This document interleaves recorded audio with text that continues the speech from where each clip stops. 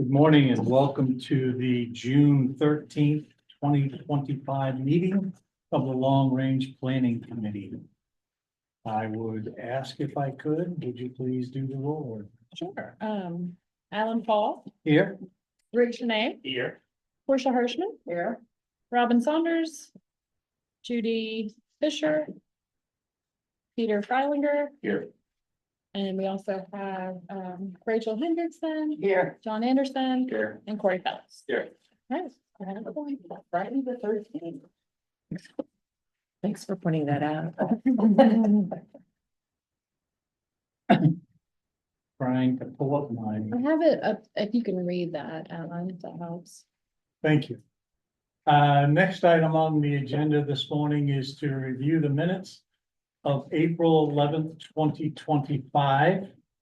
And to, I assume, approve them. We didn't have quorum at that meeting. We did not have a quorum, Not until later in the meeting. okay? Do we that's- need to still approve them? Yes. Okay, I mean, I will abstain because I wasn't here. I'll move to approve. We have a Second. movement, we have a second, any discussion? All in favor? I show 3 yes, 1 abstain. Our next item this morning is to see if there's any general, May 9th. Yeah. We were May 9th minute, oh, there's 2 sets. 2 sets, yeah. Thank you.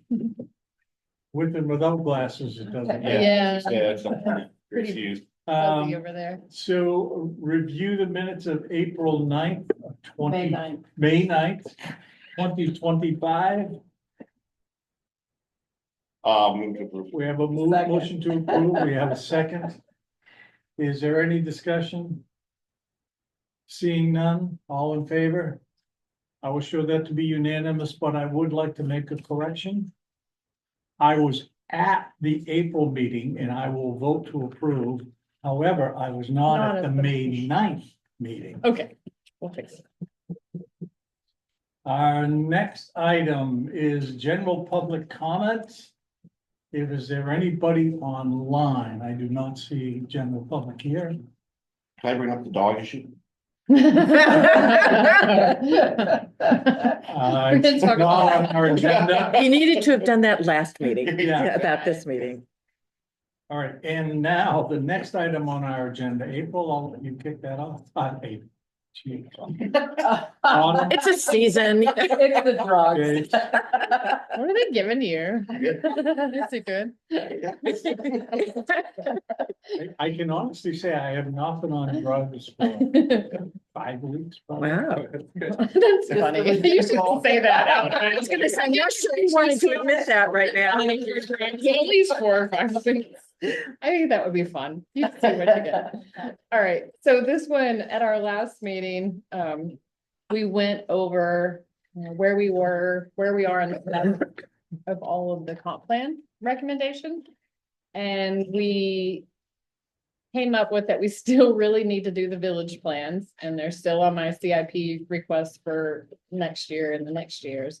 But in those talks, we also talked about Marshview and how that's in the TBC 3 zone and all of the things to consider with TBC districts. And we decided that we wanted to talk about these districts and sort of set the, at least say truth test them or reality test them to see if we're still, if there's nothing we can do as a group and as a recommendation to council to amend before we get into the village plans. Because the village plans will really take into account more architectural design standards and things like that. So in the agenda is a lot of tables with all of the TBC districts compared side by side. And really, it's just a conversation that we can start. This first one that I put together, it just talks about the locations of all of the districts. I, for one, really feel like TBC 4 is its own, it's Pine Point. We probably should just talk about it separately. Because it really should be called the Pine Point Village, and not, it's almost confusing that it's in with the others. The other thing is, there are environmental issues down there R- that are it's- gonna It's create. exactly, it has Sorry. its own unique set of problems that really don't match the other districts along Route 1 and North Scarborough. So in this first page, there's, oh yeah, Can I ask, why did we break out three, and I agree, put the, find something separately, three separate, standards? So we have, as opposed to having one standard and just designated in 8 places or however many places we've got. so on board with that, I don't know. Okay. As staff, this is so tricky and there's these little weird nuances that are Yeah. the difference between the three and it's confusing to people. And yeah, Yeah, I understand why we might have design standards Mhm. for each one, because you're trying to create a different character for each one, but it seems like we could just do this easily with Right. one concept and then apply it to multiple places.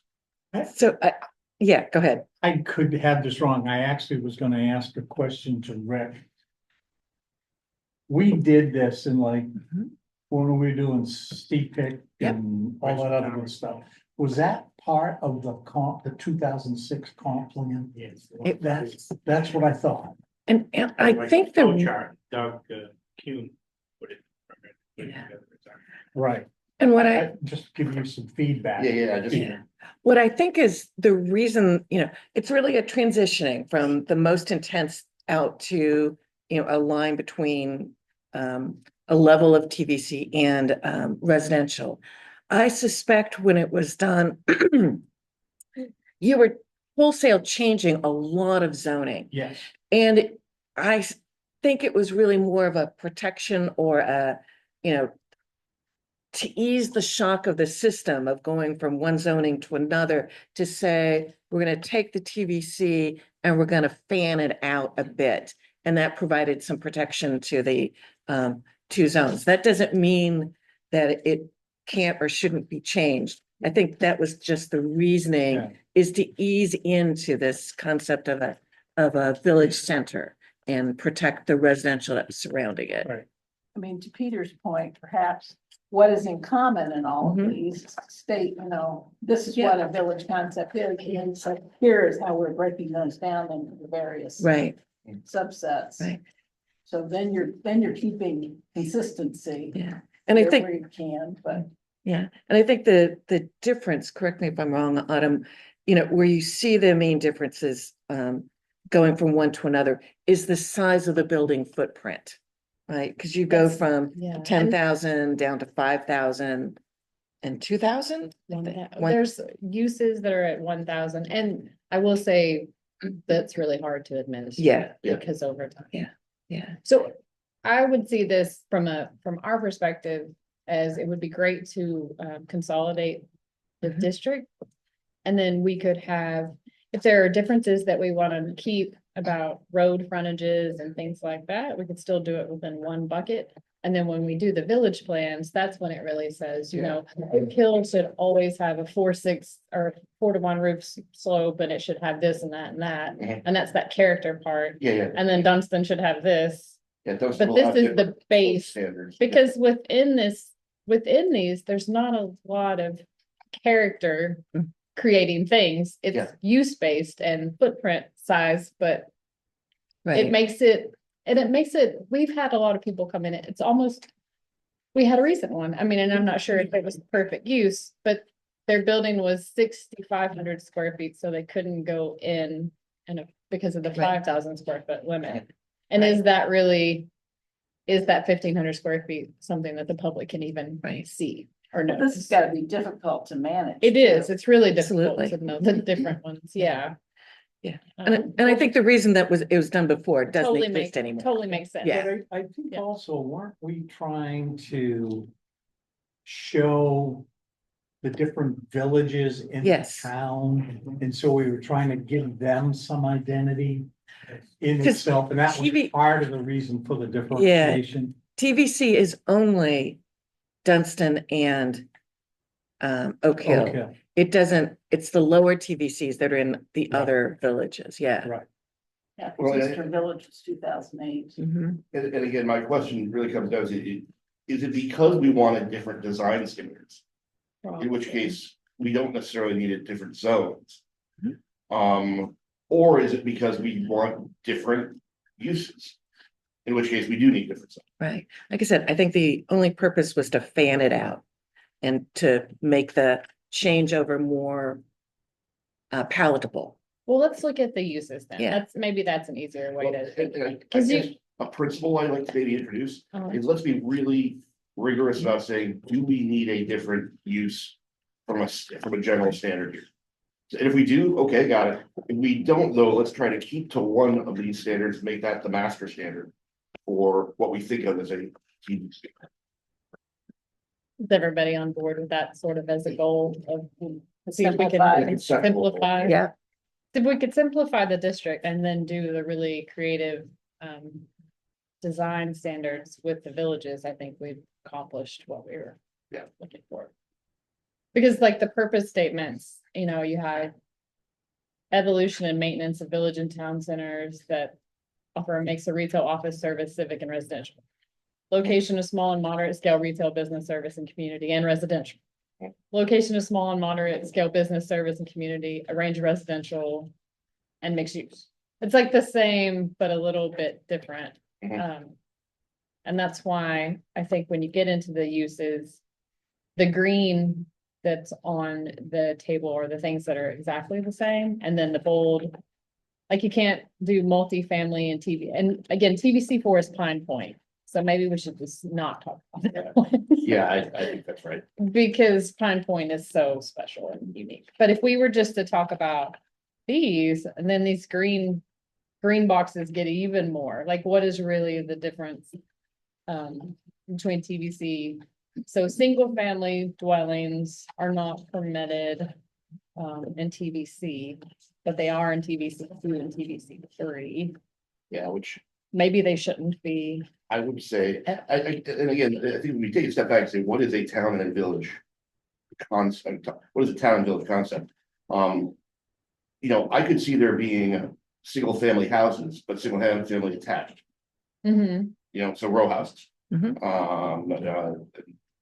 For folks who lived in Boston or whatever, you know, yeah, you share a wall, but you have a single family dwelling. Oh, you got duplexes, triplexes. Well, and that gets into you're stacking now, and that becomes Well, different. triplexes are normally side by side. Yeah, okay, then yes, we're talking the same thing. We're talking the same thing here.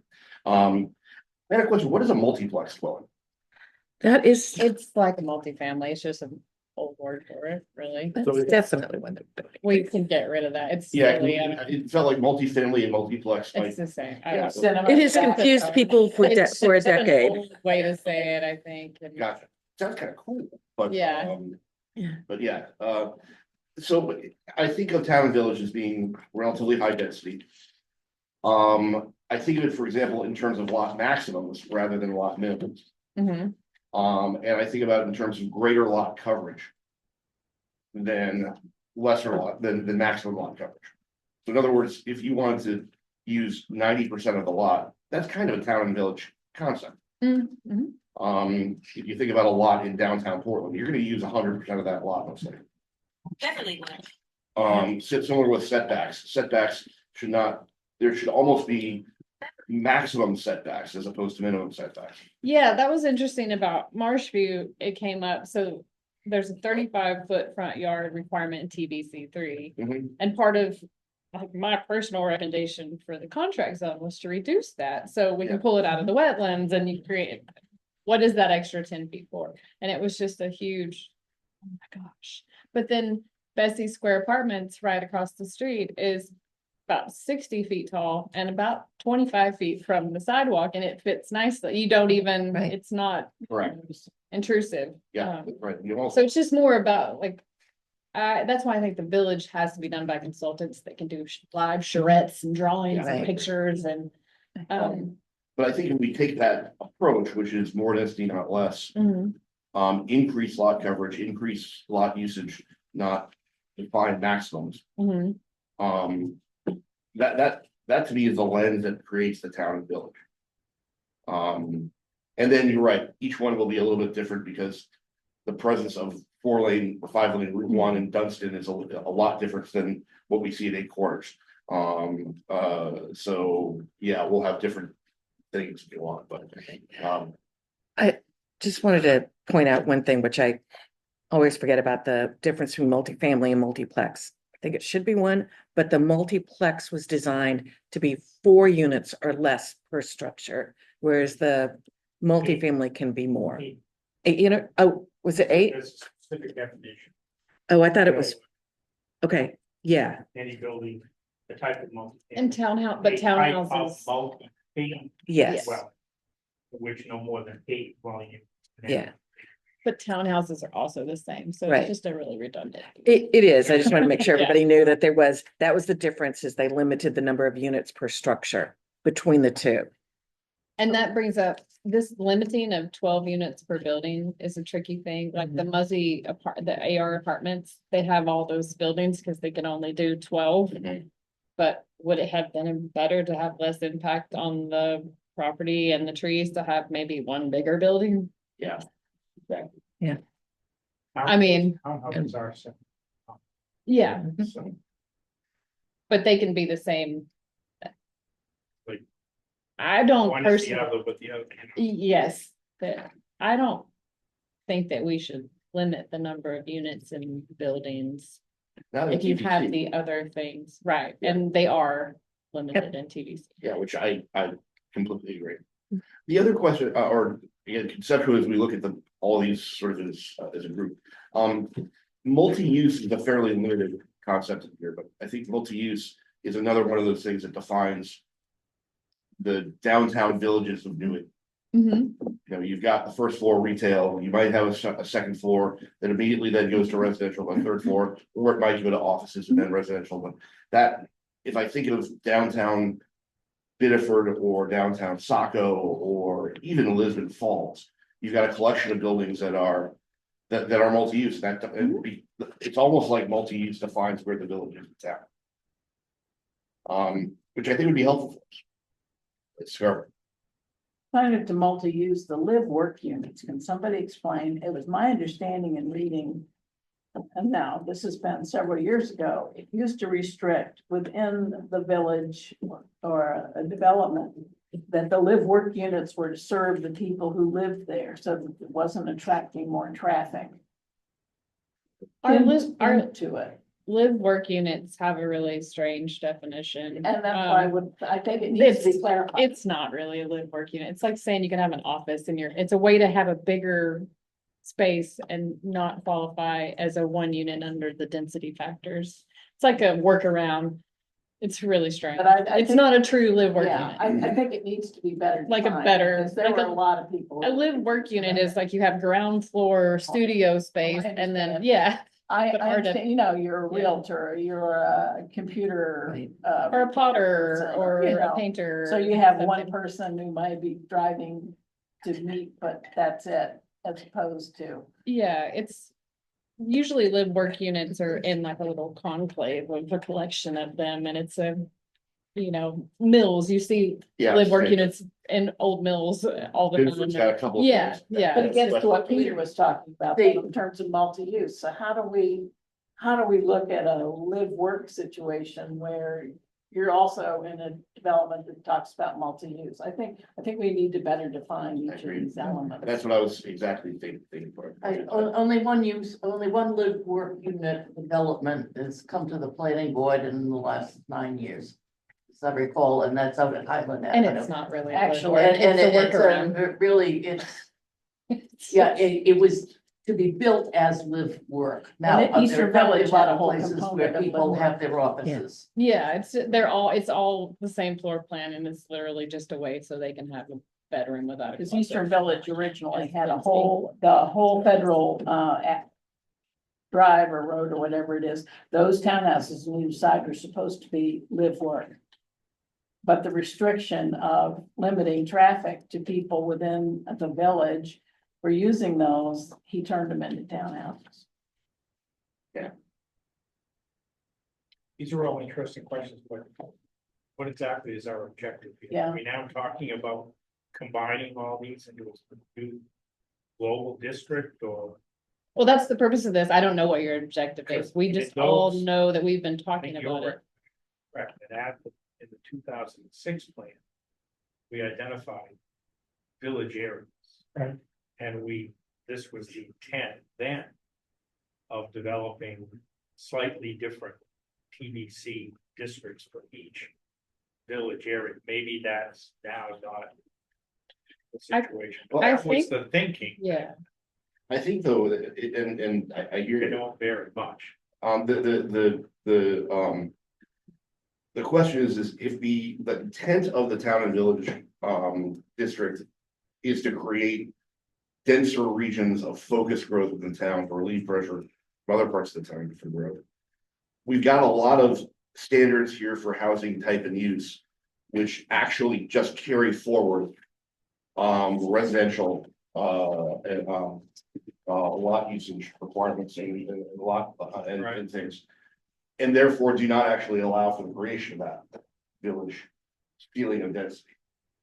So my intention of wanting to look back at this is, can we go back to the TVC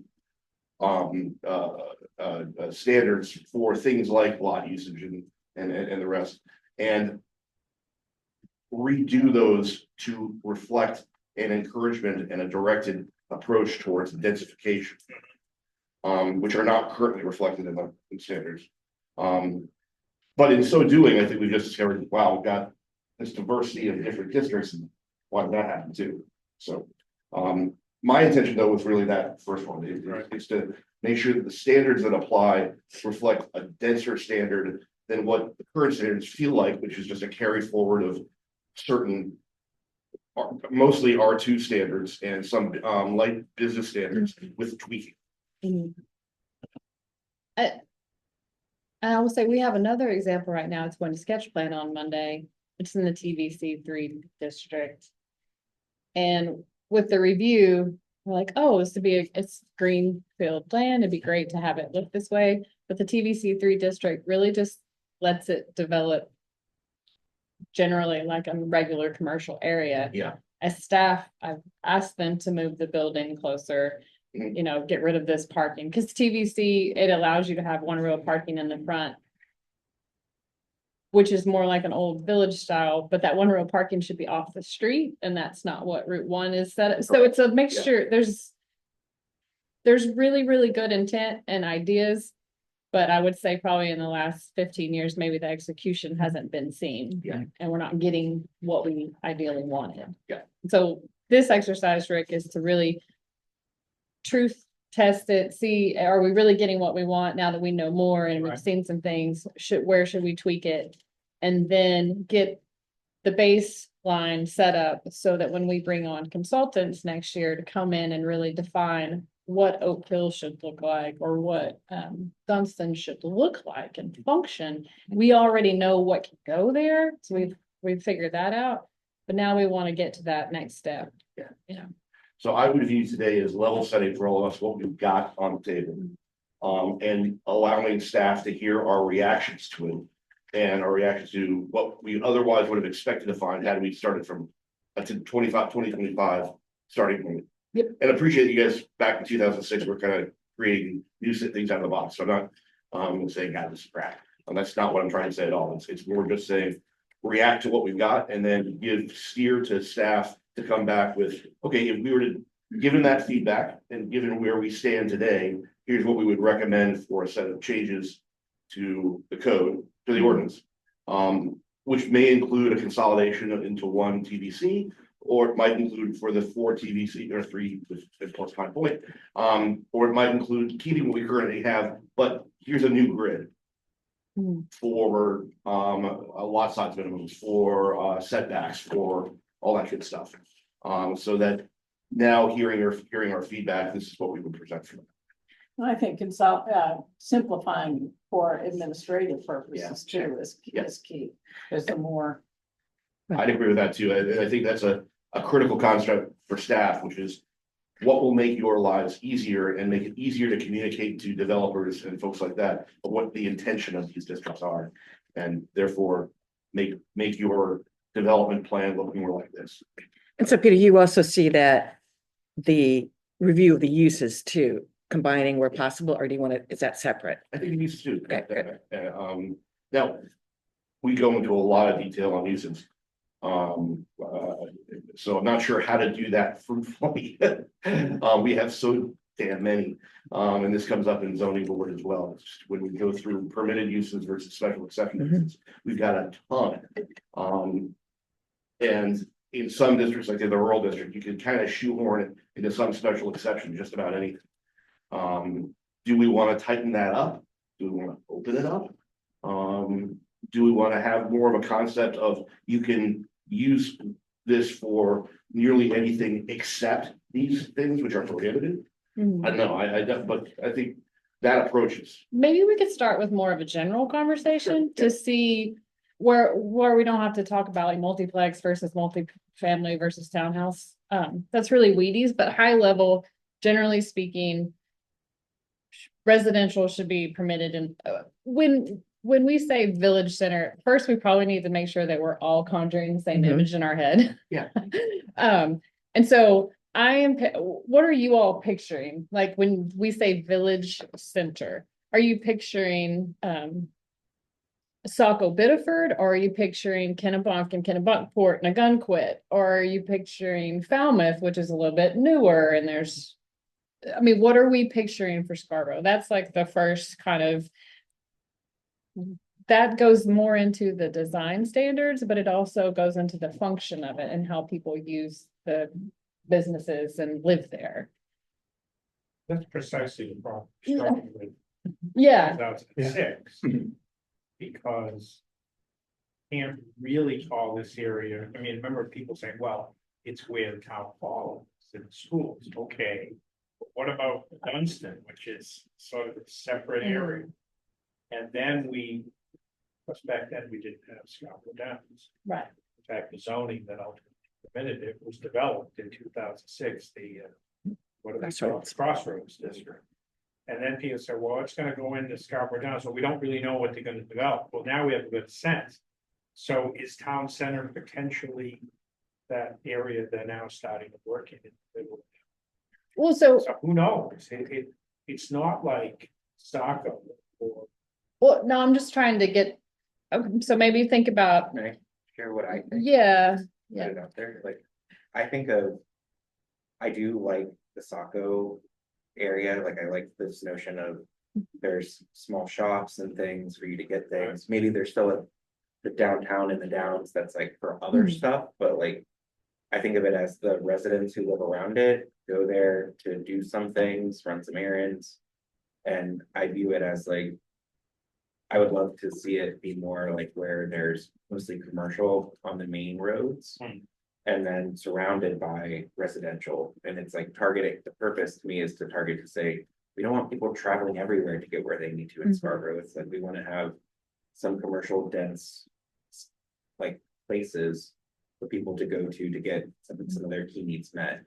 And I think of it as like, there's like some commercial that's built around it by residential, where you can start with more density, but then maybe be less dense as you move Fade away in. from, yeah. so those are local services. Yeah. That rather than like, it's not I wouldn't come into Scarborough to go get these Yeah. things, unless it was a cute niche sort of Right. store that I wanted to visit, but it's more community, local services, like a Like a small. barber shop. Like that Lois's you could- grocery store is a great example of, Yeah. or a barber shop, A place where restaurants would naturally go to. right, Yeah. restaurants, Which means that they're close to residential, Mhm. so that you've got a natural catchment area. and the idea is that you could walk to them. Yeah, Yeah, walking and is you could- important, like, yeah. making sure there's ability, or that walkability, biking, like things that And I people. walked here this morning. Yeah. So it's not a big medical facility, Yeah. it's not a tire place, it's not, it could be maybe a convenience small hardware- store, but small it could be, hardware. yeah. Like, I think we Like, kind of have. we it have that a way, lot of but yeah, this stuff, they're just kind of here and here. Right. feel more yeah. sporadic, and I think to Mhm. Peter's point, like, we had the tip conversation yesterday about Dunstan. Like, if there's infill, like, we should be infilling that with services, I think that the Mhm. local community would use. Right. to kind of keep them in that local area, not having to travel all around town. We've been talking about that at the library, for example. We think branching is a good potential strategy, but branching works best when you have those areas to naturally infill for. So that somebody's already going to the gym, they go to the hardware store, and they swing by the library. The other thing though, I do see, I like the Saco strip as you get close to the river and Biddeford there. You've got that nice mix of ground floor commercial, and then you've got buildings that are multi-use, that do have residential up above, and then immediately behind you got you can right into residential. That to me is the ideal village center for the Maine town and village center. And you see that for the Kennebec River communities. That most of them have a center of town with, and then granted, the buildings are 150 years old, so you're not infilling those, but you've got the first floor is a bookstore, a hardware store, the inevitable insurance salesman, and then above it you've got 3 floors of old-fashioned residential. You got that in South Portland. Yeah, exactly. Knightsville's got a bit of that. Yeah, exactly. And that strip in Knightsville is another great example, along with the Saco of what to me feels like a town and village center. Autumn, remind me, in the 2021 comp plan, there's the village center that's defined for Oak Hill, and then the Crossroads is defined as a regional center, right? It distinguishes between the two. So that does, that is exactly what the comp plan anticipated. And I think that's the distinct. Called it downtown. Yeah. And it was Main Street. Yeah. And it's where all the buildings were and all the rest. You go to Waterville and it's still sort of a focus, so particularly giving Colby College. But there's still other sections of Waterville where they're shopping. It seems to me that what you're describing is what we try to put in a development, and that is a gathering place. Because the stores are small, are relatively small. People walk to them, they stop, they talk, they see their neighbors in a way that they don't see them at Walmart. Right. That's right. So that's what perhaps we could think of in terms of how ultimately, when it gets to some of the design standards, it's a conscious creation of a place for the neighbors to gather in an area that's commercial and provides services that folks want. John, I interrupted. I don't. Well, I think there's that notion that you brought up with the downs too that has to interplay with this, because if that's a regional center, it's like that is defined to do this, and these are defined to do these ancillary things. And I loved what you said, Rachel. It's like what you said is exactly what I'm thinking. That these are places for very hyper local neighbors to gather, to have an experience together. And I agree with Peter that like there has to be some density there in order to make it happen. And if there's issues today with density that's preventing us from having that close area connecting people, I think that's an area of opportunity.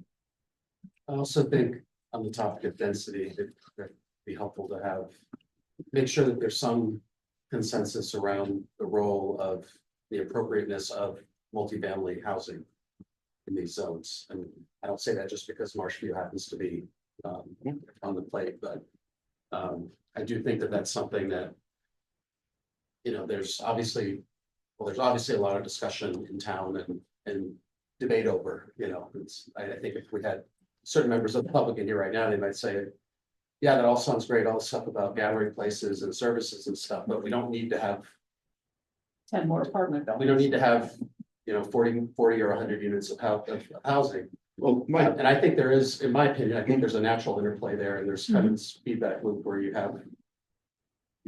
activate the space, these areas more, and you get a different level of kind of critical mass, and that helps to foster that village environment. Well, I hear was on the Marshview thing. My concern on using Marshview too much is, as we look back and look at the hearings and see the public comment on that. Unfortunately, a lot of the public comment, I think, came out of the fact that we're looking at workforce affordability, and that those people will come into our neighborhood, and that's not what we want. Whereas had we done a simple 55+ development without that, or with market rate, full freight, full price condos, we would have heard a very different set of comments and feedback. I don't know. Yeah, I think it was I think there's a- We heard all those last night It's too. a much broader, just Yeah. anti-growth, more Yeah. people. Yeah, definitely. Right. So I think that a lot of that stems from the concern around traffic in the road system, and so I think, Yeah. that's the other thing I think, like, I personally think it should be one lane each way in Dunston, like, and do we want to encourage people to not drive through Scarborough? In order to do that, we might need to change the road system there, and so that's where I think that kind of factors into this too, is like, what do we want people to be doing from a vehicular perspective in each of these areas, and what behaviors do we want to see? Because if we really do want them to be what Rachel mentioned, but I think is highly walkable, can't do that with the way Route 1 is. But it also designed would in some ways. encourage transit, Yeah. which would reduce further. And I do think that's kind of an uncomfortable Mhm. truth or point, is that when we think about areas like that part of Saco, that's not a place where people are blowing through at No. 45 miles an hour. So I do want to point out that when we did the comp plan, there was a survey.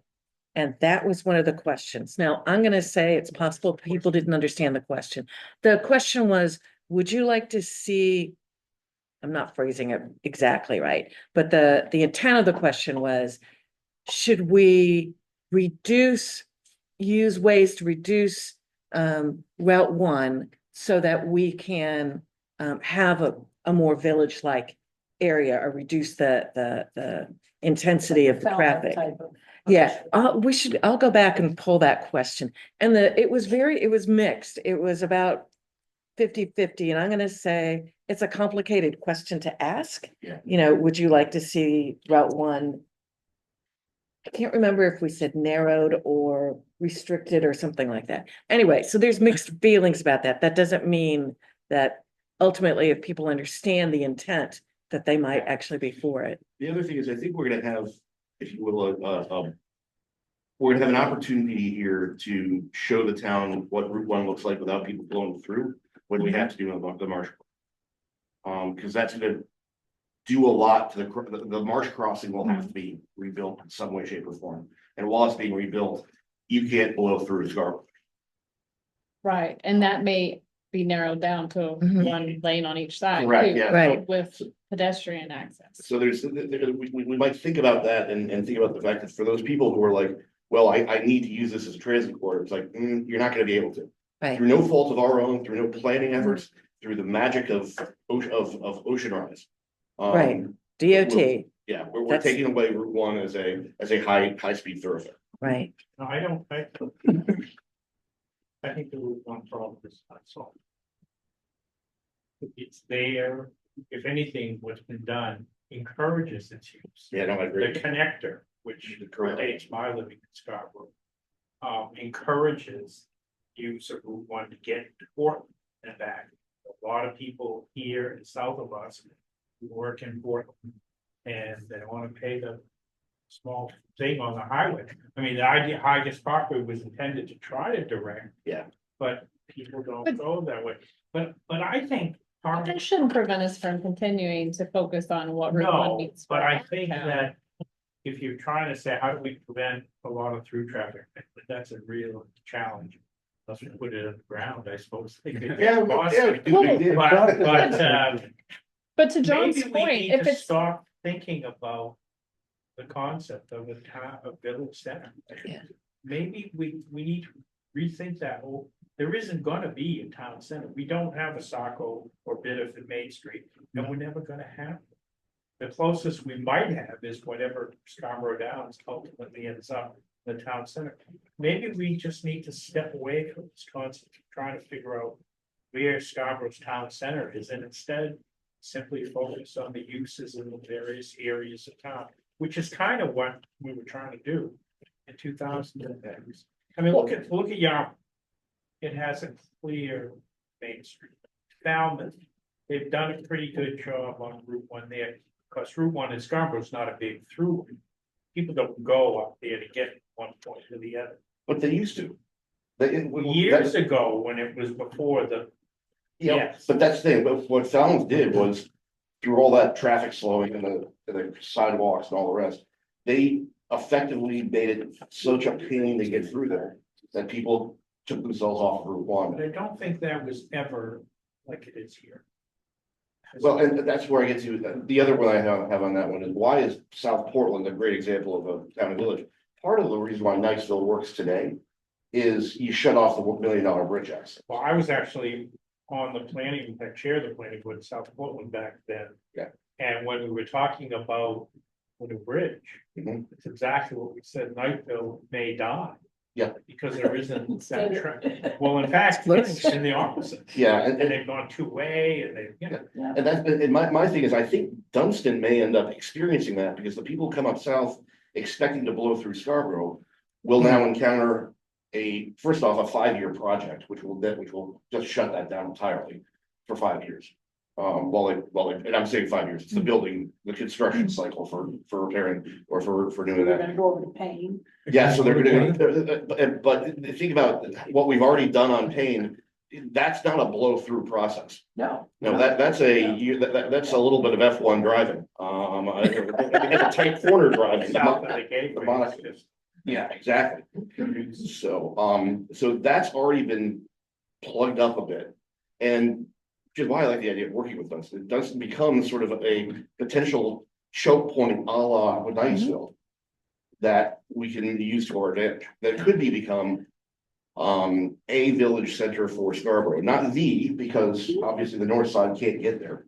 And there are already a lot of services and things going on. And there are already a lot of And the services. Habitat for Humanity, village is right there. I mean, Yeah. it begins to say, okay, we've got a lot of different folks.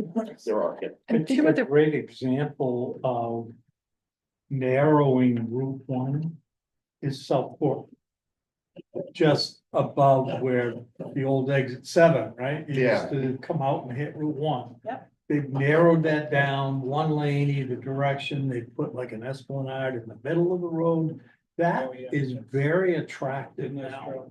And, you know, a good flow through, and I think that's, in my opinion. If we could do something to Route 1, I would like to see something like that. Because now I think it gives you more of a, I'll call it the village setting. so one thing, actually, there are two things with respect to the turnpike that could work to our advantage. Number one, they have just redone the Saco exit, Yes. and that was supposed to improve it tremendously. And some people, I don't know what that number is, hopefully some people will be attracted to the turnpike because that exit, some through traffic, people would be attracted to that, because of the improvements. But there's also the possibility, and I can't remember whether you guys asked the turnpike this and when you were working on 2006.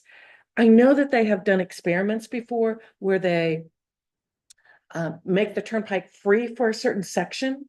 And it seems to me that's one thing that we should ask them, particularly as Route 1 starts to get worked on and rebuilt, and if so narrowed, would they suspend for a test period the fees for the turnpike between Portland and Saco? Or Yeah. it might be triggered by the vulnerability piece over Yep. the marsh. Yep. To say during that construction, because whatever that length of time is, and it's a related situation. You begin to train people, you train Yeah. people to take an Right, alternative. and route. the incentive is we're gonna make it free, and then you get used to it, and then you can bring it back. I know that they've done that before.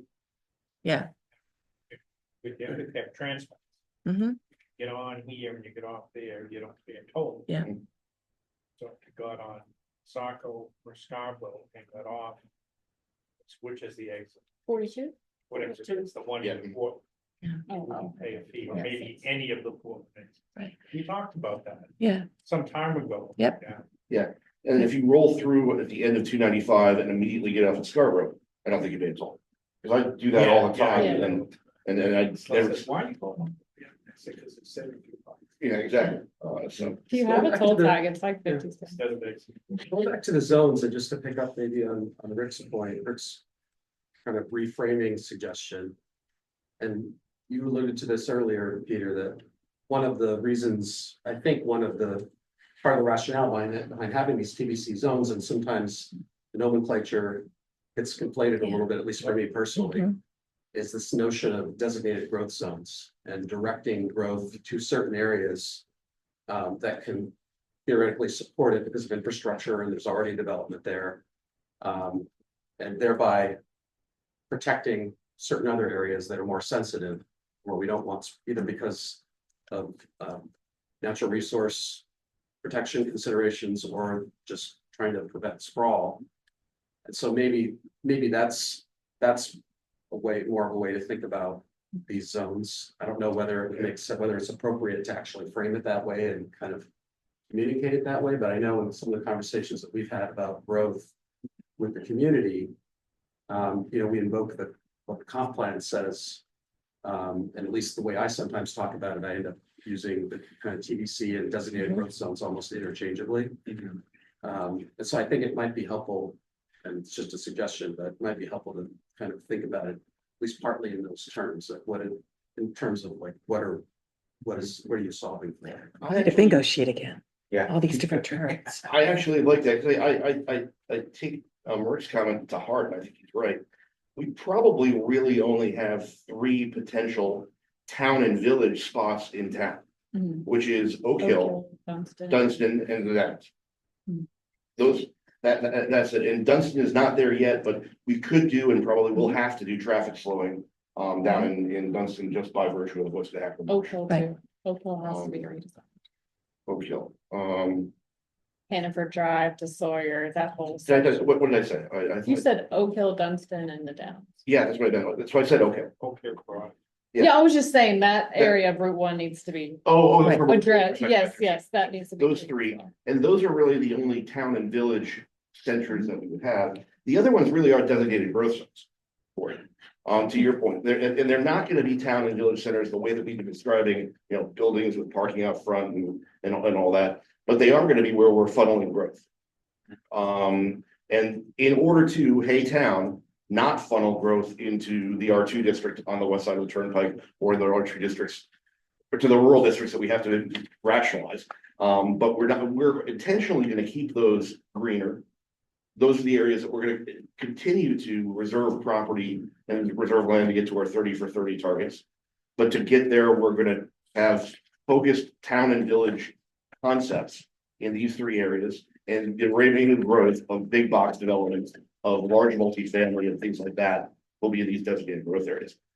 I think the terminology could be helpful in describing to the town what we're trying to do. What about if we did something crazy and we got rid of the town and village name altogether? Well, that's And we kind of where I'm called going. it like Rick is saying. community I know. service. Yeah, like I Yeah. like that, because then because when we went back to it, we really wanted it to function for local services. And so maybe you look at our map, and then it's hard, it's not big enough. Here, I'll hold that. But we could have, the red is your B2 and all the orange is this conglomeration of TVC districts along everywhere. And then pink, you have, what is pink? This district, general business.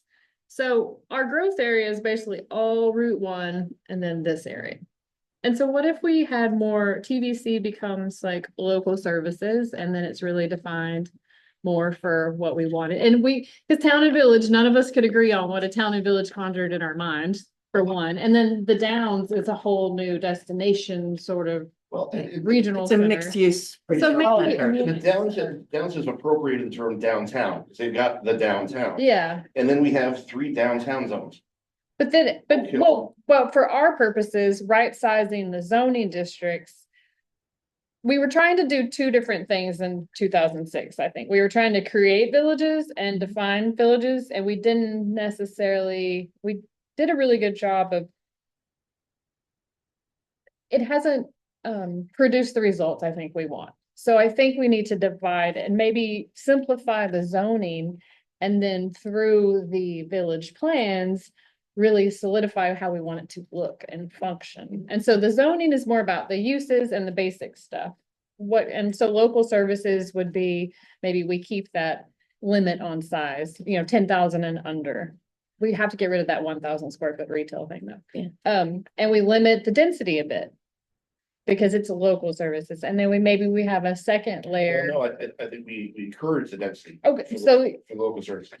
We. no, you could go up to nearly 60 units per acre in these districts with LD 2003 and our density factors, so it's pretty high. Yeah, but I'm saying that you have other parts of the growth zone, you could put a Martins in. Yes, like in your B2, Yeah, exactly. those districts, yeah. And I think one thing we used the village concept to define what, I think we were just trying to accomplish some nodes, like, Mhm. there's an intersection. And we used a type of TVC in order to move things in, and that's probably not town and village center. Yeah, That's- maybe it's just more local, or because you basically have local services, community services, and then regional services, and you have a draw. Different people go to different things. Yeah, for the different- example would be, Nunsa, where Nunsa River Brewing is, that was created to be a village district, and Mhm. it's not really Right. village, but they were trying to concentrate things, and make a node of retail.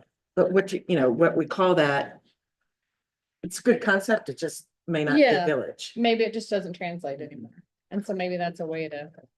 Because I do think when you say village, you think, to your point, well, we're never gonna have the things that these other main communities have, that they've had for over 100 years. I remember that discussion. 6, and who was it? Was it Mark? I think so, yeah. So we ended up saying, well, Scarborough is really a collection of villages. And we will focus on where the people live Mhm. and what do we want to allow in those to serve the people who live in those villages. I mean, I think that's still the case, Mhm. that there are sections of town where people live, but it's greatly expanded. It has, and you just brought up, remember we've talked about Spurwink and Black Point Road, like that little corner? Yeah. It's zoned rural farming, but that would be a great zone for local services, to Well, have something legitimate for the people that live in that area. And actually. And so maybe it's not TBC, and that's why local services or something snazzier than that might work. I've talked a lot with neighbors in Blue Point, so Mhm. I'm on Jasper. Jasper and Pine Point Road used to have a little farm stands Uh-huh. and that. And we're now R2 and you couldn't do that anymore. Right. Neighborhood would love it. We love the fact that we've got Pine Point Grill across the Mhm. road, that we've got the church. We love the fact that you've got grandfathered in the Baileys and the ice cream thing. If we could allow in the R2 a special exception use, Mhm. that had certain performance standards, et cetera, for things like a village store. That'd be Or fantastic. maybe we just, You know, maybe like, instead of exactly. having to go through that, maybe we figure out where it actually should be, like we pick out those Yeah. intersections and we just rezone them. Yeah. Maybe. Yes, We I- look I- at those and make it easier, so it's known, like, this is what we actually want. because for example, I think the intersection of Pleasant Hill and Highland would be another spot that would be served by that, where the fire stations. Uh-huh. You know, it's a four-way stop right now, but if you put a little town market there and a village store, I think that you now are accessing onto all of that Pleasant Hill walkable Mhm. neighborhood. And bikeable and readily bikeable. I also think it's relevant that, not to take anything for granted, jump to conclusions, but it appears that we may be moving in a direction of retaining the community primary schools. That's another Mhm. trait of those neighborhoods that you just Yep. described, that And kind of, maybe we call them Great start. communities Yeah. rather than villages. Yeah, it could be Yeah. community business. Or Yeah. neighborhoods. I've always said Scarborough is 8 neighborhoods without a town. Let's just call it neighborhood services. then. Neighborhood services is a good one, because that in people's mind conjures small scale. It doesn't Yeah. imply that I'm I know gonna have. people- We have, Yeah. where we live, we're about 2 miles from a little neighborhood services. It's a gas station, but it's also kind of a full-fledged like grocery store. And so my daughter can ride her bike down there if we're out of lemons or whatever. It's not, might be a little bit more expensive than going to a Mhm. Hannaford's or something, but it's Yeah. really convenient. Corey's point about the school, like I really have no clue whether it's gonna be a K-2 but I think having neighborhood services and making sure it's around that school, so if the schools do Yes. go away, that we're not saying like, oh, it's gonna be this giant Martin's coming. Right, which I right. can't today, but like, I think it would help people understand like what that area could look like. Cause I think that's the piece for the community schools, like people want that sense of community, like Rachel said, they wanna go and see their neighbors, they wanna like check in with people who live around them, so I think that's what. Like the school locations might be some of those nodes too, that you might wanna look into to say. What's kind of immediately around those schools in the event that we go with a consolidated option. Which we should know what they're doing on Monday, so. Yes, Monday. Well, and the trails and sidewalk master plan too should be able to incorporate, like, how do you get from Yeah, this neighborhood over here to this little Yeah. local service? And like I said, I think we do have an opportunity to encourage a shape of Route 1 from the marsh south. Coming in here. With the other transportation authorities, whether it's MDOT or whether it's the feds. Because of the day of the repair work they're gonna have to do to Route 9. It's gonna be important to get in front of that too. I mean, Saco's building a huge new school just right down the way. Yep, And just expanding all of their services all the way and housing all the way up to our line. It's Mhm. not like those people are gonna do a U and go back south. correct. They're gonna go through I mean, they are. We're working with, so we make it one lane and then. And then Make it a little more painful. Correct, and that's, or encourage the idea of a one-lane marsh crossing with. Lots of pedestrian turnouts to view the marsh, new birding and things like Exactly. that. And maybe that whole broad turn area becomes a roundabout that functions and some of those lights go away and it's easier to park and you can have backage streets behind retail and all sorts of I fun love more things. around. Oh, There you go.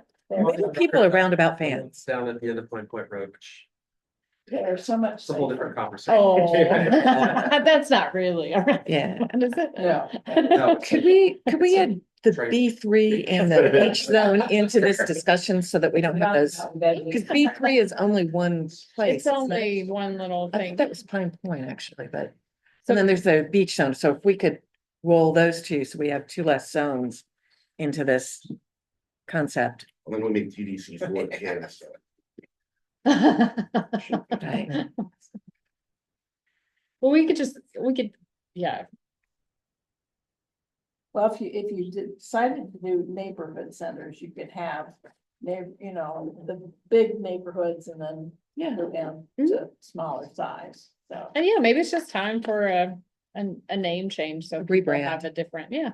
I mean, I kind of think Scarborough needs to rebrand Yeah. itself a bit right now. Yeah. When I listen to all these conversations, like, we're growing so fast. What are we at 24? You said 24.5. 24.5? That's a big change from, I mean, I've only been here for 3 years, so Yeah. I've seen change. But it might be time for a rebrand. It's their sixth largest community in the state. Yeah. The other one, yeah, I've heard Probably growth going up. numbers that say 30,000 by 2030, that's right. so. That was my, if we go, if we do 260, 260 a year gets to be, I think I came up with 27. I can't remember. And that's the lowest we could technically go. Yeah. So I feel like we might get, I mean, we're not fully utilizing Yeah. some Yeah. areas of town. Yeah. and Yeah, I others. think there are waves of growth. We're in a high tide right now, and that will come down again. Well, and infrastructure is gonna have to Right. Right. keep pace too. Well, see, I mean, you've got. I have to disagree, Karen, because Yeah. area 2 has so many units available. I haven't had any subdivisions come in. So there's a whole. So there's we're like on our way, 100 we're on the there- way down. I feel like we're kind of low at that point. I mean, the Yeah. Downs is up here and they're gonna stay up here until they build out. And portion report on infrastructure, we're getting the infrastructure This to area. catch up with that, but we know that there are certain parts of the infrastructure which cannot. That are gonna be handicapped that going forward, so keeping that in mind about how it creates, you mentioned Knightsville, I see Knightsville as being the shining example of, in the Calming and Falmouth as being the example of how you use a transit or transportation event to create a focal point. Mhm. And it feels like we're having kind of arrive at our doorstep in the next 3 to 5 years. Are we seeing much interest in ADUs? Just the same as we always have. Most of the calls that I field about ADUs, they want to know if they can rent them for short-term rentals. Right. And they can't. They want one. They wanna Airbnb them Oh. and they can't, so. Well, I'll We go get, back to the we time. still, I think we did like 11 last year. That's why our numbers didn't match. There you They go. counted ADUs and I don't count them for growth permits. So we do some every year. I can just, Yeah, that is the 10, isn't it? I feel so much better after that show. But I go back to a comment I made last month about tiny house, Mhm. villages, which could essentially, you know, with their own solar and so on, but be places where, you know, single people could live in a very efficient way. And Saco has done, you know, the tiny house Mhm. village thing. I mean, I think we need to make accommodation for some of that too, because there are a lot of people say, I don't need that much. Mhm. And if you make it Thank single you. family with, I mean, a single person with dogs, you'll get it. There you go. Everybody will Have want a that. big dog park, you know, that's Yeah. as big as a whole Well, village. and stick a dog friendly pub there. Yeah, Or exactly. We keep getting that call. Or a food truck. yeah. There you go. So I know we're just brainstorming today and there's a lot more work to be done. I would just be curious, like conceptually, the things that have been kind of put out today. How would we include that in the community survey to get some insights? Yep. Like not 30 questions, but like, are there some things that we can ask the community to glean? And see if we're still where we were when this was done in the past, or like have things drastically? Yeah, I had already submitted some questions I wanted added, more for, but I can yeah, would you always like to think about that for next time and come up with some questions? So the goal- Maybe, yeah. goal is to have the survey drafted by early August, I think. Wow. So it is kind of on the heels right now. So if there's anything that people are interested in, and I would be interested in too, if there's any things, because our next housing thing that we're doing is a concert corner live on July 15th. And it's a very, unstructured, come and let's talk about housing. But if there's concepts here that we want to bring and test with that group, which again will be a really tiny focus group with mostly people who probably don't like growth. So what are things that we would want to kind of ask? And I would love for this group to be there and share your guys' perspective, because I think you do have a balanced view on these things. And so hope you guys can attend that, but also if there are things we want to test in that meeting, that I'd be happy to work with April and Counselor Fellows to like at least have a couple of things we might want to throw out. when is it? July 15th at 6 p.m. I think at the Public Safety Building. Autumn, I just wanted to ask one question. I can't remember on the senior housing use. Is the senior housing like assisted living, or is it like, where did we put Marshview? Is it, Senior housing. okay, so the question would be like something like Marshview, does it need its own senior housing, or is it just? It has to go- Multifamily. Yeah, it's just Yeah. multifamily and it has to follow that too. Yeah, it should be just probably Well, the same. Yeah, so I can understand if we want senior housing as in assisted living or nursing Right, homes, right. but I think we That's already a have nursing different thing, homes. yeah. It should So- probably just be one. Yeah. Yeah, on that one though, it is an interesting one because increasingly the model is, and I'm on the Cedars board. Yeah. The model is, nursing homes don't work. Right, Standalone nursing homes simply economically do not work with the current healthcare payment model. that's for sure. So you have to be attached to an assisted living unit at a minimum. And really the model that economically is most viable is independent living attached to a assisted living with a small skilled nursing facility. That ideally you'd get rid of, but you need to have it because of the nature of your population. Okay, so we might want to just, instead of senior housing, just senior facilities or Yeah, it- something more that, Yeah. because I think a project that is simply apartments, whether it's Well- age restricted or not, It shouldn't be. belongs in So multifamily. I think that restricted Especially when the age cutoff is 55. Yeah, I'm 53. So I'm looking at that a little differently these days. I think the income restricted piece though is important, Yeah. because I think. At least I've learned, Corey, you're the expert on this, not me, but like. There are certain places where you want to put income restricted housing that is important. And if we have these neighborhood services, those seem like places where you would wanna allow income restricted housing, and so, They should be able to walk or bike Yeah. without having to own a car yeah, and I'm or just get a thinking, bus.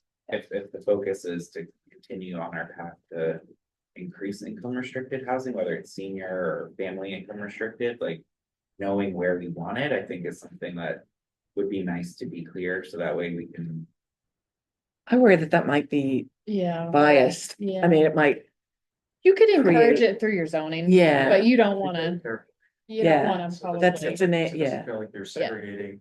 yeah. Because it doesn't, because the use does, unless you're gonna increase the density for that. Like. But we do that through density It's- bonus anyway, What's the state requires it. yeah. I hear what you're saying, I know what you're getting. like, at. we're getting Yeah. a lot of people saying, put income restricted housing out in the RF zone, like. Right, Well, And that's so just, far that's from- an education component. Yeah. People just have to understand Yeah. that people have to live places where services are yeah. available. Did you want to get to B3? Oh, I haven't included anything in B3 in this, Well, so no, I just, The I was B, listening to Karen. she just thought it would, yeah, if we're gonna, when we talk about these neighborhood centers, we wanna roll B3 in. And I think there's one area that says, that's a beach, mhm, beach, mixed Specifically, use, it's like- so just roll that all in, so we don't have Yeah. these Okay. weird. Yeah. Spot zoning Hangover. almost in the ordinance. Okay, So for next time, we'll continue this discussion and then we'll look at some survey questions that we can add. Cause I think that some of our survey questions are a little bit like, you're not gonna get the answer that you're really looking for sometimes. Like, is growth bad? Yes. Yeah, I don't even wanna, the word growth should not even be included in a survey question. I think It that should be about, managed growth, like, how do we It- want to manage? it's, Even yeah, manage. It should be about impact. it should be about, what are you feeling right now in town, you know, is it, do you find yourself leaving Scarborough to do basic things? Yeah. You know, do you go get your hair done in Portland? Do you go eat in Portland? That kind of Yeah. stuff. A question I think might make sense to put in there is, our current residential and rural zoning doesn't allow for neighborhood stores or restaurants. Would you like those areas of town to be able to have small neighborhood oriented restaurants?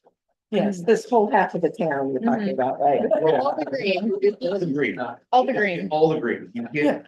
You can't- And I think we can get a Very different good. response. People in Pleasant Hill probably would say, yeah, I'd like a little clam shack, or I'd like a little restaurant. As long as it Cafe. doesn't smell. But Yeah. as long as there's no- but And it's not next time. I'd like that, and yes, I'd like a little village store where my kid could bike and buy candy. As long as the dumpsters. Right. This is where some of those nodes might come into play, have a few nodes over here. Well, my Not really. concern is also so much comment about growth is often related to traffic. It's kind of a Right. back end piece and I'm not sure we got some feedback in terms of bike and pedestrian last time, but we didn't really get substantive Mhm. responses that gave us some direction. Yeah. But I Right. think a lot of that is the feedback from growth. People Yeah. saying, well, I can't get from here to here because you're letting all these new people in town. That's, Yeah. I think there's an education issue on that though as well, related to the fact that, hey, again, this is nothing to do with growth, nothing to do with us. Because Route 1 and Payne Road are gonna be underwater in 10 years. mhm. The traffic networks north and south are gonna change radically, and there's nothing we can do about it. So, you know, that's nothing to do with the survey, but there's an education effort, I think, on the part of council and other groups to say, you know, get ready and start thinking about what you want a Route 1 that cannot cross the marsh to look like. And I think we keep saying it, but I don't think anyone believes it, but according to the census, ACS survey, our commute time has dropped since 2010. And the number of people commuting into Portland is down to about 29%. And work from home is about 20% right now. And again, that's all about the commute. So the commute is way better. What probably isn't better is, hey, I'm just running down to the store. So, there's different ways of, 30 on a school day. yeah, Or you walk. or 7:30 on a school day. Yeah. You walk, you bike because you feel it's safe to do that. Yeah. Yeah. Yeah, so Yeah. there's different types of I would traffic. almost ask questions like very pointed, like, would you ride or walk to go grab milk and eggs if you could? Yeah. You know, like, would you do that? Because then you're getting people off the roads, you're getting those local trips reduced. You're also, and that helps me with our trails and sidewalks, say, we need to get people from here to here And in one an question I easier. want to ask, would you like to have sidewalks on both sides of Route 1? Or. Let's not ask, let's just do. To your Yeah. point, like, though, it's, But it would help me. I Take out all the traffic. it's like, would you? I don't know, if people will wanna bike or walk, but more like. Would you like to have no more than take no more than 5 or 10 minutes to get your apartment home? And if Yeah. people are saying it's taking me 20 minutes because I live out in West Scarborough and have to go somewhere far to get it. Like, okay, well, maybe we can use some Yeah. notes there to like have a little general store or something. Right. Yeah, I think just something that will probably surprise you. So in 2010, 24% of the population lived and worked in Scarborough. 2023, it's 49%. So there's a Wow. bunch of cross traffic. And that's one of the things we want. We want people to be able to live and work Exactly. here. So we should be able to get them off out of their Exactly. cars a lot of the Exactly. year. Exactly. Yeah. So it's astounding that we've made that much progress in that. I just Like think, where the farmer's market is that a great spot? Can people really walk there? Cause you have to cross Oak Hill, you Yep. have to, like those kind of decisions, like our local things and comfortable places. How do seniors impact that number? Or retirees? if those numbers are in the workforce, if you're in the workforce and working, that's what that's measuring. What happens if you include the retirees? I don't have the ability to do that. Yeah, It would just go up higher. That's. Percentage. I mean, it would I'm be like true. 60% of Yeah. people And that- live in, And that live doesn't and mean people retire like and work me here. Work from my house 3 or 4 days a week. Right. right, because we subtract if you work So I from don't work, home, yeah. I don't work in an office. Oh, but technically you live and work in Scarborough, so it does include you. Okay, so Yeah. that's, glad I asked, Yeah, 'cause that yeah. is something that wasn't as much of a thing in Yeah. 2010. You're taken out of the commute time. So it's not like we have 20%, 20% of the commuters having zero commute. When they calculate the commute time, they take out the work from home, but they leave the work from home in the other calculation. Necessarily assume. But now, we have a lot of young people in our. Yeah. Not want to work. Yeah. They want to come to the office. They Yeah. want to be with people. they wanna Socialization. Socialize. So I think the work from home concept is a. Yeah. Phenomenon that's not gonna last. Yeah, we're at the peak and I assume the next year of data, I would expect it to start dropping a little bit. But the other thing is, I think people are working, they're in the office a couple of days a Mhm. week. And so it really depends on when they do their survey. You could be at home that day. Because it's really asking, what did you do today on the day we're measuring? Yeah, because it's interesting. I think you're right. You're gonna have. A bit of the return to work phenomenon is really big, but the core of people who are from, call it 30 to 50. Yeah. We're also parents. They're still gonna want Yeah, flexibility. it works better. Yeah, so you're gonna have an interesting arc of a person's career where a lot of in office. Yeah. Flexibility back to a lot of in office. Yeah, it's true. When I look at the age of who's working from home, it is an older demographic. Or middle-aged demographic, yeah. Sure, sure. Going Not back to all the good, yeah. survey, No. I do think, and it ties into hopefully advancing some resetting of these zoning definitions and labels. I do agree with the approach of trying to focus on what it is that, rather than asking kind of broad questions like, do you favor growth or not? It's like really trying to drill down to what is it. That's a trigger point. Yeah. Because I can tell you. I don't think we asked it that We all blatantly. get emails every day, why haven't you stopped all new development in Right. Scarborough? And that's never gonna go away, and that's based on anecdotal vibes about traffic and the feeling that their taxes are going up. Yeah, the Scarborough. And a lot of knowledge, constitutional right. and to property. Concerned taxpayers. And there's a visceral reaction people have every time they see a new development going up. And that's never gonna go away. But I think if you try to, because, you know, if you were to ask most people, I think, to describe their ideal town setting, they would describe Kennebunkport or downtown Bedford or Saco. But then when you get to specific projects, I guarantee you, you know, on the village stores and stuff, and I completely agree with that approach. But when it comes to when the first project comes in, some of the neighbors in that area are gonna. Well, But I think to have that framework and hopefully informed by and supported by robust survey results would help. well, again, and the immediate abutting neighbors are gonna complain about snow, and we're gonna do all the things that happen when we hit zoning variances in that year. But I think we got a process to deal with that fairly well. I think though, take Jasper Street as an example, the people who might live now next to a new small restaurant within 200 feet might complain.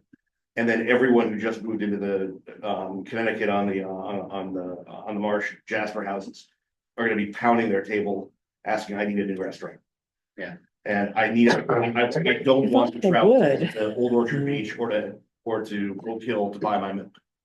Why do I have to go there to buy my milk? Why can't I buy it in Dunston? Depends on where they moved from. But on the other hand, I mean, I remember I grew up in Booth Bay. Hmm. Small community and all kinds of stuff has happened. I remember when, you know, a lot of our coves started to have motels and just being horrified. A lot of the people who are complaining about a lot of the growth are people who have just relocated. Yeah, you're right, exactly. Because they moved and they said, okay, this is the way it is, and this is the way it should remain. The people who have lived here the longest have the property that they want to develop. So, you know, it's always a push-pull, always push-pull. This has been great discussion, but I think I'm gonna complete our agenda. There with my glasses. So this is board comments. I'll start with Peter. Let's measure a couple ones though, have come up on the zoning side, continue to see a trend towards special exception uses for, various types of home businesses. One of the things we're seeing though, and this is, I think, something that might be just a general comment for SEDCO and for planning, is a lot of these folks come to us, get a special exception use, and then don't know what permits they need. So we're wondering if maybe there's a facility that SEDCO could help facilitate for kind of an online one-stop shop where I'm putting a home business together. They've been told by the code enforcement officer that you need a zoning variance or a zoning special exception use, but they don't know, for example, we had one that roasts coffee on site. And there's a whole host of both state and local food handler and all these other things, which is beyond the scope of zoning, beyond the scope of this, but still impact the home business side of things. So I wanted to elevate that and say that there's a gap there that we could be helping entrepreneurs in town.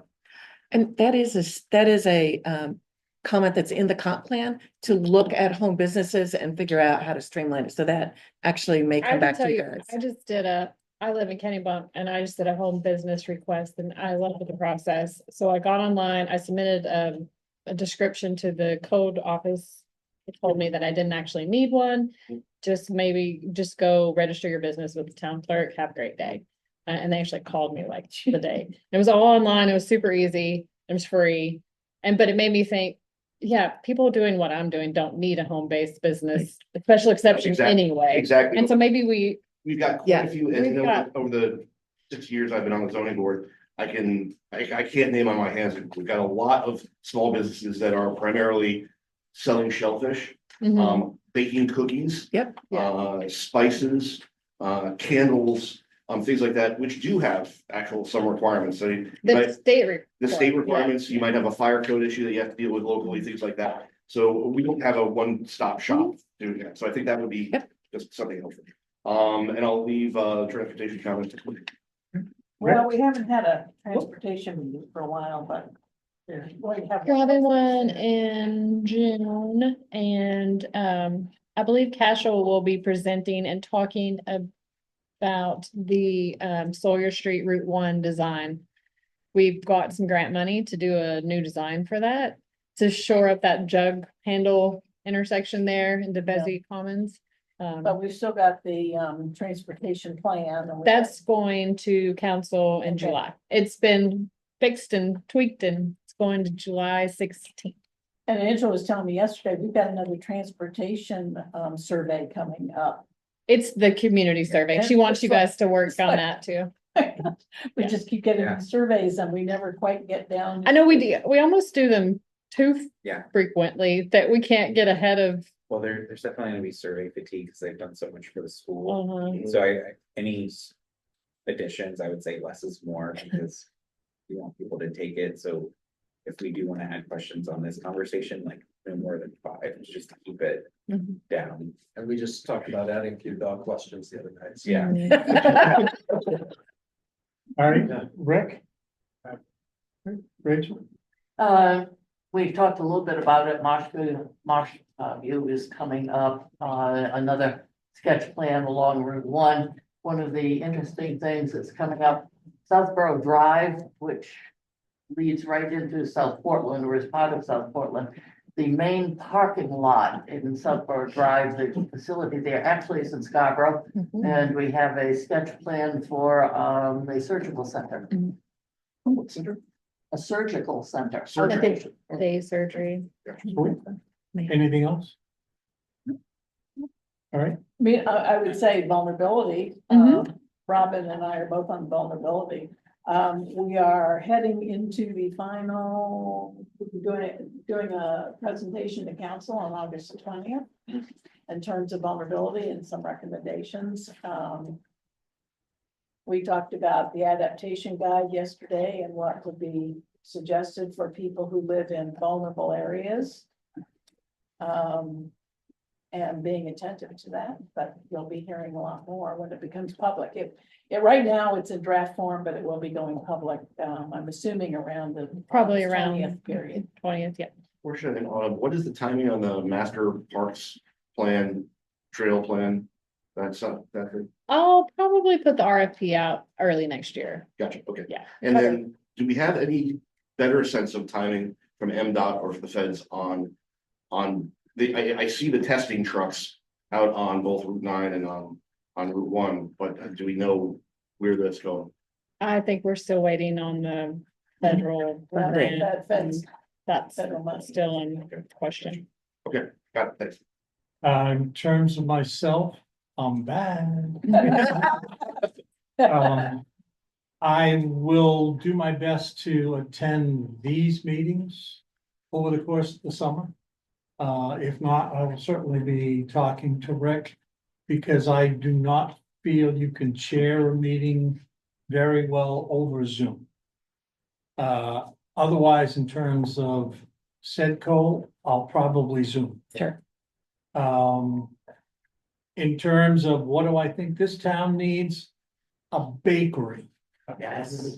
We do Yeah. not have. We My have husband needed is that That's for what a we decade. My husband is a baker and he's been refining some of his bread recipes. And it's funny you talk about a home business because he's saying, I wonder what it would take.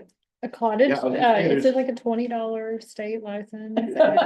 There's a woman who bakes bread and sells it out of her garage just off of Route 1 on Pine Point Road. She got I don't know. there's a cookie lady out on Broad Turn Lane, road, just on the other side of the Totally turnpike. don't care. She got her variance. And there's, and again, if you want to eat them by candlelight, you can also. There you go. All right. Exactly. Mhm. The only thing that I would add is Conservation Commission at their last meeting voted to move forward a tree care advisory ordinance. And so that'll probably come before either in a council workshop or ordinance committee in probably September timeframe. So that would be to help us establish as a Tree City USA and Oh. to set up requirements for our right of ways. Okay, SEDCO? Sure. The only thing I want to talk about is we are working on a capacity analysis. Very straightforward. It's not in depth, but there are a couple of things that I'm going to want to come back to, I think, long range planning to have a discussion about. That's probably in the fall is when I anticipate that. Okay. No, all set? Corey? The ordinance committee the other night, before discussing the animal control ordinance, our One Love Act was talking about the landscaper use as a special exception in the RF and light industrial. Just RH. Just start, sorry. I was gonna miss that. That was then been forwarded by this committee, and the ordinance committee recommended advancing that to the full council. Okay. As John mentioned, we had a housing workshop on the 4th.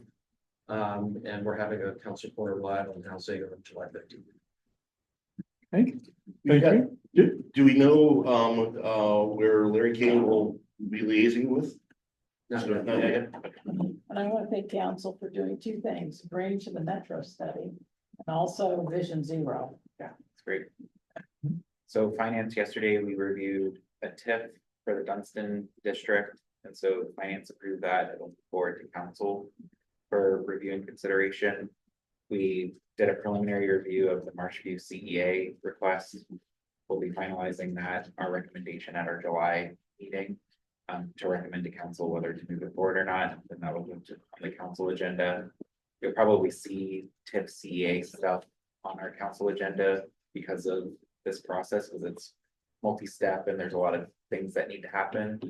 As I mentioned, the school committee is making their decision on their recommendation on the school this Monday, and there will be a workshop at the end of June or at our June, or I think it's June 26th, school board's meeting, I think actually, where they'll be presenting their recommendation. They'll be going from there, so that'll probably take up our agenda in the summer just to prep for the bond and everything for that. Other than that, for finance, we talked about also starting to explore more of like a analysis on stormwater management fees. So not that we're gonna do it, but just understand what is possible, what's out there, what are other communities doing, and what are the pros and cons. So that's something that the finance committee will be exploring for the remainder of the year. Other than that, I think the big focus for the council will pivot to the school stuff, I'm sure. Once it's on the ballot, like that'll be a big focus for our community and the council. John, the school budget passed. Yep, Are we done now with the next year budgeting process? yep, so budget is, So we've got our CIP fund or Yeah. funds for autumn and that, okay, great. which is great, it passed by 2/3 margin, which is pretty Yeah. great, because I was worried. Without the leader, like how are people getting their information? One of the things that we're exploring in communications, there's a paper in Gorham called the Gorham Times. And that's a community-led paper.